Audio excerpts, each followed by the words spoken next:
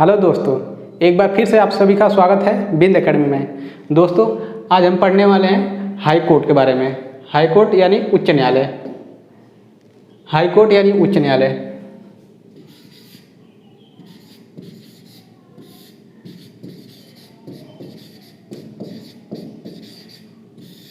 ठीक है, तो आइए देख लेते हैं उच्च न्यायालय के कौन कौन से मेन पॉइंट्स होते हैं।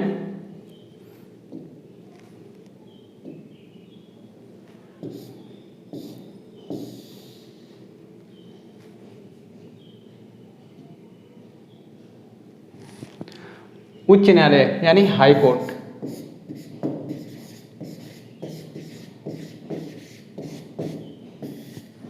तो उच्च न्यायालय का पहला पॉइंट देखते हैं। भारत में उच्च न्यायालय संस्था का सर्वप्रथम गठन 1962 में हुआ था, जब कोलकाता, मुंबई और मद्रास उच्च न्यायालय की स्थापना हुई थी।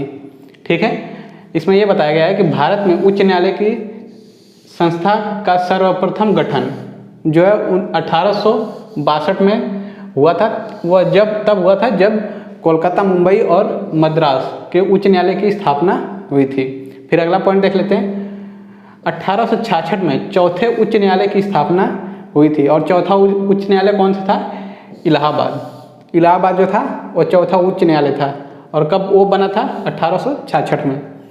फिर अगला पॉइंट आता है, इस समय देश में 24, ठीक है, इस समय देश में 24 उच्च न्यायालय हैं, जिनमें से चार जो है साझा न्यायालय हैं। केवल दिल्ली ऐसा संघ यानी यूनियन टेरिटरी है, क्षेत्र है, यानी संघ राज्य है, जिसका अपना उच्च न्यायालय है। और कब से है? 1966 से है उसका। ठीक है,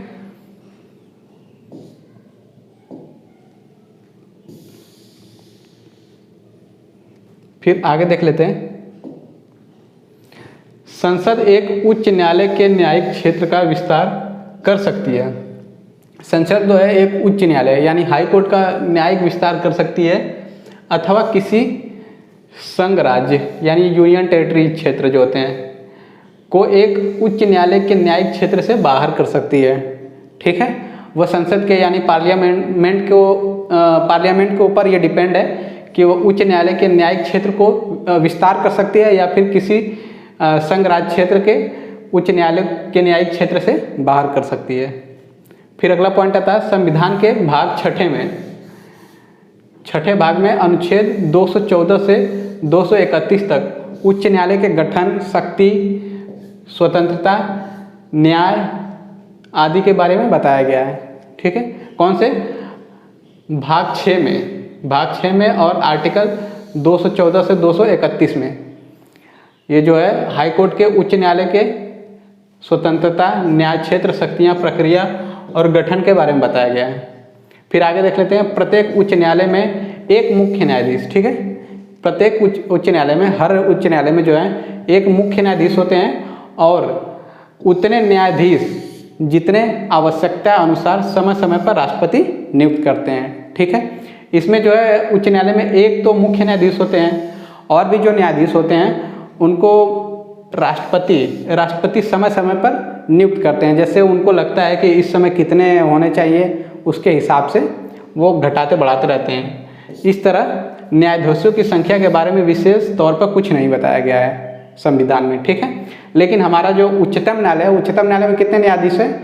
मैंने आप लोग को पढ़ाया था जो उच्चतम न्यायालय में, तो उसमें जो है टोटल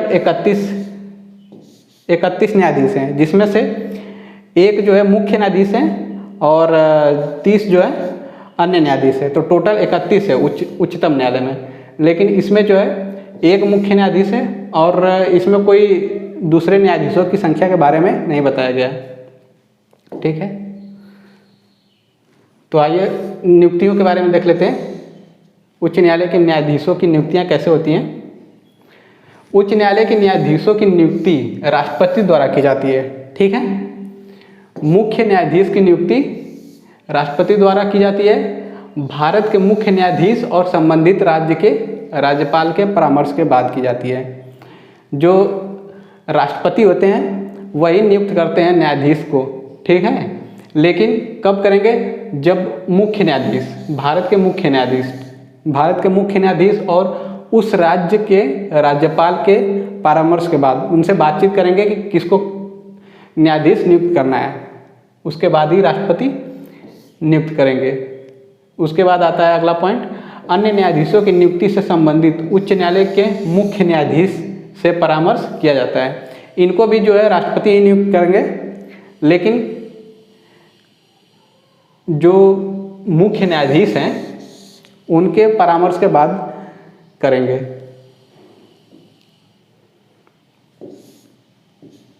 फिर आगे देख लेते हैं योग्यताएं। क्या क्या योग्यता होनी चाहिए? वह भारत के नागरिक होने चाहिए और उसे भारत के न्यायिक कार्य में, ठीक, न्यायिक कार्य में 10 वर्ष का अनुभव होना चाहिए, ठीक है। और उसके अलावा वह उच्च न्यायालय में लगातार 10 वर्ष तक अधिवक्ता रह चुके हैं। वो पहला तो ये है कि वह भारत के नागरिक होने चाहिए। फिर उसके बाद दूसरा ये आता है कि वह 10 वर्ष तक भारत के किसी न्यायिक कार्य में 10 वर्ष का अनुभव उनको होना चाहिए। और फिर तीसरा पॉइंट आता है वह किसी उच्च न्यायालय में लगातार 10 वर्षों तक अधिवक्ता रह चुके हों। फिर हमारा अगला पॉइंट आता है संविधान में उच्च न्यायालय के न्यायाधीश की नियुक्ति के लिए कोई न्यूनतम आयु नहीं तय की गई है।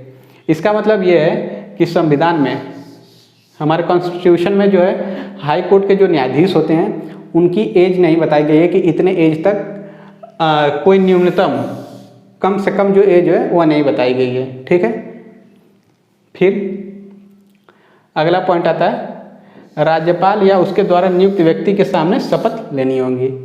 जो न्यायाधीश नियुक्त होते हैं उच्च न्यायालय के, वह राज्यपाल के पास शपथ लेते हैं या फिर उन राज्यपाल के द्वारा किसी नियुक्त व्यक्ति के पास शपथ लेते हैं। फिर देख लेते हैं कार्यकाल के बारे में। कार्यकाल, टेन्योर। पहला पॉइंट आता है 65 वर्ष की आयु तक पद पर बने रह सकते हैं, ठीक है। 65 वर्ष की आयु तक पद पर बने रह सकते हैं, लेकिन इसमें कम से कम जो आयु है वह नहीं बताई गई है कि इनकी कम से कम आयु क्या होनी चाहिए, लेकिन वो 65 वर्ष की आयु तक पद पर बने रह सकते हैं। दूसरा पॉइंट आता है वह राष्ट्रपति को त्यागपत्र देकर अपना पद त्याग कर सकते हैं, वह राष्ट्रपति को अपना पद त्यागपत्र दे सकते हैं। फिर तीसरा पॉइंट आता है संसद की सिफारिश पर राष्ट्रपति उसे पद से हटा सकते हैं। इसका मतलब ये हुआ कि अगर संसद चाहे, संसद अगर एक जो है अध्यादेश जारी करे और राष्ट्रपति को बोले कि उस व्यक्ति को, उस न्यायाधीश को हटाना है, तो राष्ट्रपति उसे हटा सकते हैं। लेकिन कब हटाएंगे उसकी भी रूल्स और रेगुलेशन है, देख लेते हैं क्या क्या है। न्यायाधीशों को हटाना देख लेते हैं, अगर संसद चाहे तो कैसे न्यायाधीश को हटा सकती है। उच्च न्यायालय के न्यायाधीश को राष्ट्रपति के आदेश के पद से हटाया जा सकता है, ठीक है। राष्ट्रपति अगर आदेश देंगे तो हटाया जा सकता है, लेकिन कैसे? राष्ट्रपति न्यायाधीश को हटाने का आदेश संसद द्वारा, ठीक है, संसद द्वारा उसी सत्र में पारित प्रस्ताव के आधार पर एक जारी कर सकते हैं, ठीक है। प्रस्ताव को विशेष बहुमत से, ठीक है, याद रखने वाली बात है कि प्रस्ताव को विशेष बहुमत के साथ संसद के प्रत्येक सदन का समर्थन मिलना आवश्यक है, ठीक है। फिर दोनों हटाने के कौन कौन से कारण हो सकते हैं? हटाने के 2 आधार हैं, ठीक है। कौन कौन से हैं? एक तो सिद्ध कदाचार और दूसरा है अक्षमता। इन दोनों आधारों पर संसद जो है राष्ट्रपति को प्रस्ताव पारित करेगी कि उस व्यक्ति को, जो न्यायाधीश है, उसको हटाना है। तो प्रस्ताव पारित करने के बाद राष्ट्रपति अब आदेश जारी करेंगे और उन्हें हटा दिया जाएगा। लेकिन उसमें भी अभी देख लेते हैं कैसे हटाया जाता है। इस तरह सबसे मेन पॉइंट ये है, इसका जो 4 लाइन है इनका सब मिला के ये है कि उच्चतम न्यायालय के न्यायाधीश की तरह ही, ठीक है, जो उच्चतम यानी सुप्रीम कोर्ट है, सुप्रीम कोर्ट के जो न्यायाधीश हैं उन्हीं की तरह महाभियोग की प्रक्रिया के द्वारा उच्च न्यायालय के न्यायाधीशों को उसी प्रक्रिया और आधारों पर हटाया जा सकता है, ठीक है। याद रखना कि जो प्रक्रिया उच्चतम न्यायालय यानी सुप्रीम कोर्ट के न्यायाधीशों को हटाने के लिए होती है, वही हाई कोर्ट यानी उच्च न्यायालय के न्यायाधीशों के लिए भी वही होती है, सेम होती है। फिर देख लेते हैं महाभियोग की प्रक्रिया कैसे लगाई जाती है किसी भी न्यायाधीश के ऊपर।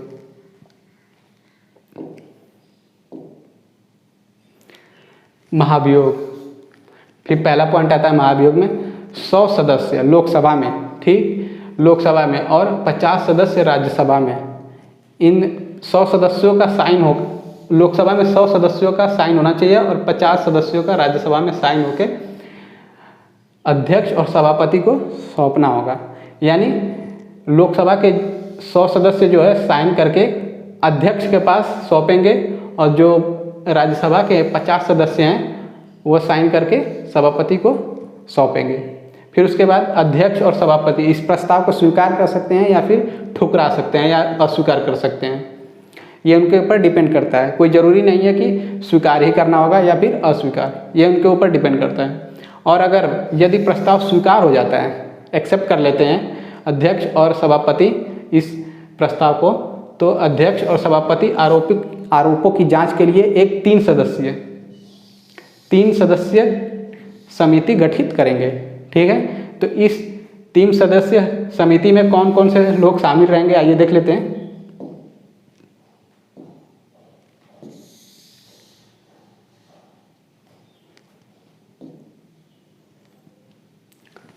समिति में कौन कौन से लोग रहेंगे?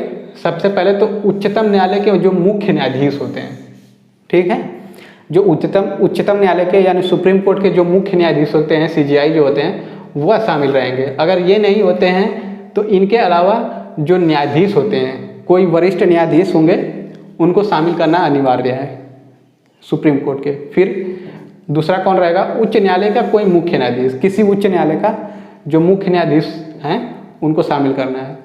और तीसरा कौन व्यक्ति रहेगा? एक प्रख्यात न्यायवादी होने चाहिए, ठीक है, एक प्रख्यात जिनको न्याय के बारे में जानकारी हो अच्छे से। फिर अगला पॉइंट हमारा आता है, यदि समिति यह पाती है कि न्यायाधीश कदाचार का दोषी और अयोग्य है, ठीक है, अगर ये जो समिति है, ये 3 सदस्यीय समिति अगर यह पाती है कि जो व्यक्ति न्यायाधीश कदाचार का दोषी या अयोग्य है, तो सदन प्रस्ताव पर विचार कर सकती है। तो वो जो सदन है वह विचार या प्रस्ताव पर विचार कर सकती है। फिर उसके बाद आता है संसद के दोनों सदनों द्वारा, जो लोकसभा और राज्यसभा के सदन होते हैं संसद के, उसको विशेष बहुमत से प्रस्ताव पास होने के बाद न्यायाधीश को हटाने के लिए इसे राष्ट्रपति के पास भेजा जाता है, ठीक है। जो पार्लियामेंट का लोकसभा और राज्यसभा के जो पार्लियामेंट के लोकसभा और राज्यसभा के सदन हैं, ये दोनों सदन हैं, उनमें विशेष बहुमत से प्रस्ताव को पारित किया जाता है। और जब प्रस्ताव पारित हो जाता है तो उसके बाद राष्ट्रपति के पास भेजा जाता है। फिर राष्ट्रपति जो है न्यायाधीश को हटाने के लिए आदेश पारित कर देते हैं और राष्ट्रपति को उनके पद से हटाया जा सकता है, ठीक है।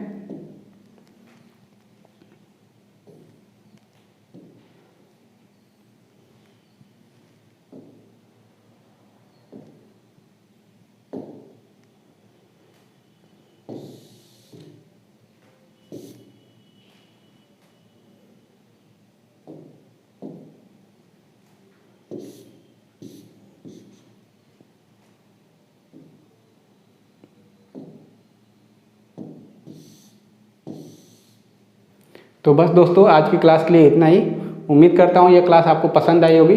तो अगर हमारे चैनल पे नए हैं और अभी चैनल से नहीं जुड़े हैं तो बिंद एकेडमी को सब्सक्राइब कर लीजिए जल्दी से जल्दी, और हमारे इस वीडियो को लाइक करिए और शेयर करिए और कमेंट करिए। कोई सुझाव हो तो हमें कमेंट बॉक्स में हमें सुझाव दीजिए, और चैनल को जल्द से जल्द सब्सक्राइब कर लीजिए और हमसे बने रहिए, क्योंकि हम आपके लिए और अच्छी से अच्छी क्लासेस लाने वाले हैं। धन्यवाद।